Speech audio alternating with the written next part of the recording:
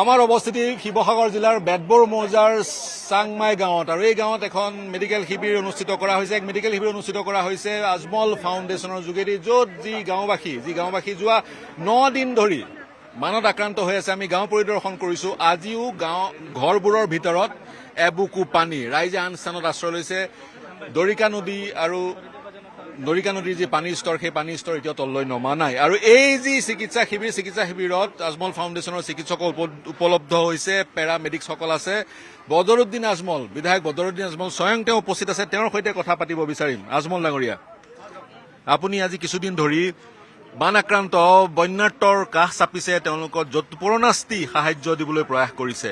আপোনাৰ পৰা মন্তব্য বিচাৰিম, কি পৰ্যায়লৈকে এই শিবিৰ বা এই সাহায্য চলি থাকিব? মন্তব্যটো হ'ল, গভৰ্ণমেণ্টে যেতিয়ালৈকে ব্লকেজ আছে বিভিন্ন জেগাত, পানীটো ওলোৱাৰ কাৰণে ব্লকেজ খুলি দিব লাগিব, কিছু জেগাত ভাঙি দিব লাগিব, তেতিয়া পানী ওলাই যাব। দেখিলো আগতে পানী ষ্টেগনেণ্ট ৱাটাৰ, পানী ওলাই যোৱা নাই। এইটোতো ষ্টেগনেণ্ট যিটো আছে, এইটো খোলাৰ কাৰণে যেনেকুৱা ওপৰলৈ আমাক খোৱাৰ বস্তু দিছে, পেচাব পায়খানাৰ জেগা দিছে, এইটোতো কৰিব লাগিব, এক্সিট বনাব লাগিব। গভৰ্ণমেণ্টে এইটোৰ ওপৰত কিয় দিয়া নিদিয়ে? মই আপোনাৰ মাধ্যমে, আপোনালোকৰ মিডিয়াৰ মাধ্যমে 1 নম্বৰ ৰিকুৱেষ্ট ৰাখিম, বোলে আপোনালোকে ওলোৱাৰ এক্সেছ যিটো আছে, এক্সিট আছে, এই ৰাস্তাটো খুলি দিয়ক আৰু পাৰ ফেমিলি কমচে কম 10 লাখ টকা কৰি ক্ষতি দিয়ক, ইমিডিয়েটলি দিয়ক। আৰু শিবিৰ আপোনালোকে বনাই দিয়ক, শেল্টাৰ হাউচ। মই এনাউন্স কৰিছো, আজমল উইল স্পন্সাৰ 100 মতলব শেল্টাৰ হাউচ। মতলব ইমান এই যে এৰিয়াবিলাক মানুহ, এই ঘৰত মানুহ আছে, মোক কৈছে এনেকুৱা চব ঘৰত আছে, মানুহ কিমান দিন ৰাখিব? মই কৈছো বোলে কোনো বিল্ডিং যদি খালী থাকে, আই উইল গিভ ৰেণ্ট 15 দিন 20 দিন, নো প্ৰব্লেম। আৰু 100 জন 150 জন ইয়াত আহক, থাকক, খোৱাৰ পিয়াৰ 1 বক্ত 2 বক্ত 3 বক্ত খোৱাৰ ব্যৱস্থা আমি কৰিম, খোৱাৰ পানীৰ ব্যৱস্থা কৰিম, টয়লেটৰ ব্যৱস্থা কৰিম, এসব আমি কৰিম। শিবিৰ আমাৰ লাগিব, চৰকাৰে এইটো কৰি দিব লাগিব। আৰু আমি ৰাস্তাত মানুহ আছে, ৱাই ৰাস্তাটো এইটো ইমান জুই জেগাত 44ৰ ওপৰত MLA আছে, তাৰ মানুহবিলাক ৰাস্তাতে ভিকাৰী নিচিনা, কিমান বেয়া লাগে না? ৰাস্তাৰ মাজত তেওঁলোকে দিন পাৰ কৰিছে এখন তিৰপালৰ তলত, এই গৰমত ৰ'দ দিছে। মই ৰাতি 2টা বাজে গৈছো, 12টা বাজে গৈছো, ৰাতিও তাত, দিনো তাত।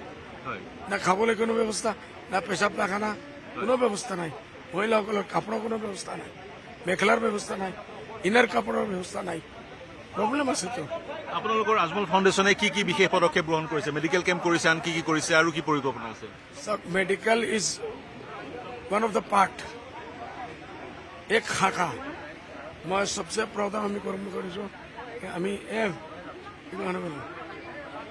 ভাই না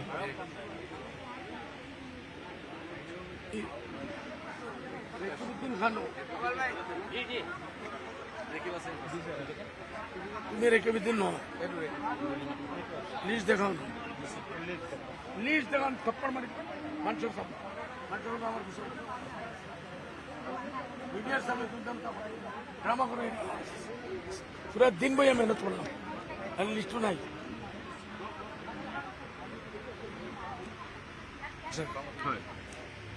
মই ফুড পেকেজ ডিস্ট্রিবিউশন, আমার 1 লাখ পেকেটৰ প্ৰগ্ৰাম আছে। উইদিন দ্যাট 15,000 এতিয়ালৈকে আমি কমপ্লিট কৰিছো, বাকী অন দ্য ৱে আহি আছে। কিছু জেগাত পইচাৰ প্ৰব্লেম আছে, বোলে পইচা লাগিবই, আল্টিমেটলি পইচা লাগিব। মই এপিল দি দিছো। তাৰপিছত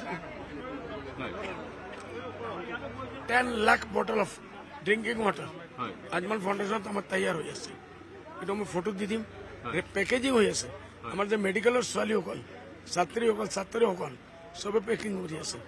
দেখাও দেখাও। তাৰপিছত হৈছে 40 doctor, paramedical, nurses, 40 people, they are here and they will stay at least 3 days, 5 days. They will camp here and they will come at least 20 camp they will attend. এইটো 3 crore এটা budget আমি লৈছো, আমাৰ এইটো লাগিব free of কষ্ট। আমাৰ ছোৱালীসকল, আমাৰ 50 ইয়াৰ্ছৰ বয়স মহিলাসকলক মেন্স আহে। এই বেমাৰীটো, এই যে পানীৰ ভিতৰত ফাঁচাই আছে, মানুহ বেমাৰ হ'ব, ডিজিজ হৈ যাব। হস্পিটেল গৈ ট্ৰিটমেণ্ট কৰিলেও নহ'ব আমি আমাৰ মেডিকেল টিমক কৈছোঁ 10,000 পেকেট কিনি ৰাখা যিকোনো মহিলাই এই প্ৰব্লেমটো লৈ আপোনালোকে দি দিয়া বিনা পইচা বিনামূলীয়া কোনো এটা বস্তুৰ পইচা ল'ব নালাগে চব এইটো আমি দিম আৰু এটা বস্তু আছে আমাৰ ছোৱালীসকলে ইনাৰ যে ডাঙৰ সৰু সৰু ট্ৰেজাৰত পিন্ধে সেইটোতো নাই এই ফ্লাডত ক'ত যাব ক'ত পাব মেখেলা লাগে কমচে কম 3 লাখ আৰু ওপৰত 5 লাখ লৈকে আমি মেখেলা মই অৰ্ডাৰ দি দিছোঁ অলৰেডি 1 লাখৰ অৰ্ডাৰ দি দিছোঁ তাৰপিছত সেই যে কাপোৰটো সেইটো আমি দি আছোঁ শ্বেল্টাৰ হাউচ মই কৈছোঁ 100 শ্বেল্টাৰ হাউচ আমাৰ লাগে তাত কমচে কম 100 থেকে 150 ফেমিলি থাকিব পাৰে আমি দে উইল ছাপোৰ্ট দেম তাৰপিছত স্কুল ষ্টেচনাৰিজ এতিয়া 15 তাৰিখৰ পৰা স্কুল আৰম্ভ হৈ যাব আমাৰ ল'ৰা ছোৱালীৰ হাতত কোনো বুকছ নাই ষ্টেচনাৰী কোনো বস্তু নাই মই কৈছোঁ I have declared 50 lakh for this এইটো বাজেটটো মই ৰাখিছোঁ 50 লাখ তাৰপিছত যদি আল্লাহৰ মেহৰবানী পইচা আহে বেছি আমি পইচা দিম আৰু দি থাকিম মেডিকেল কাৰণে